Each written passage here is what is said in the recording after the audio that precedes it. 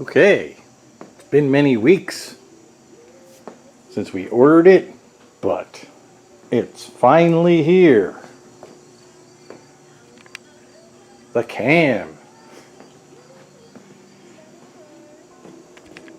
Cam, a 3 bolt sprocket, some bolts to bolt it on, and some 7.400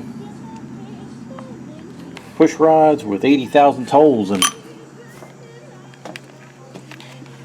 There we go.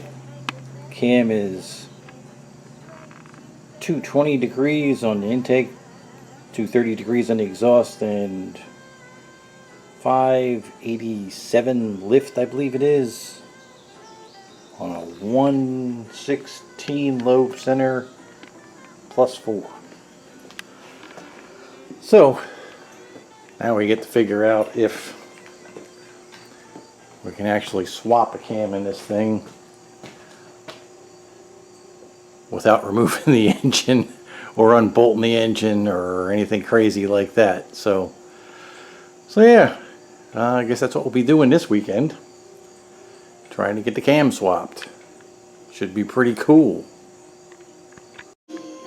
Okay, well, we got to the point where we are about to pull the pulley off for tonight, and we can get the timing cover off and start getting in there. I think we have everything out of the way, the valve covers and the coil packs and everything else off, so we have to take the rocker arm shafts off,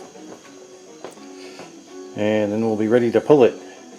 Have to get the there's a way to put a couple of rods down in here once you get the timing cover off, and spin the cam around to get the lifters up, and the rod that you put in the holes on either side will keep the lifters from falling down into the cam area, where if that happens you get to take the heads off to fish them out. So we don't want to do that. We're going to try to do this relatively quick.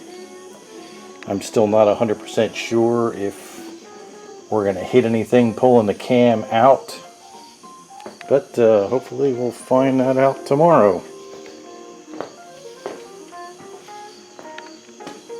Here's our pile of parts. The valve cover and coil pack for the other side are over on the other bench. And that's it for this evening. Just got a head start on the weekend getting this thing semi pulled apart. If we're real lucky, maybe we can finish it up tomorrow, get it fired up again, see what it sounds like.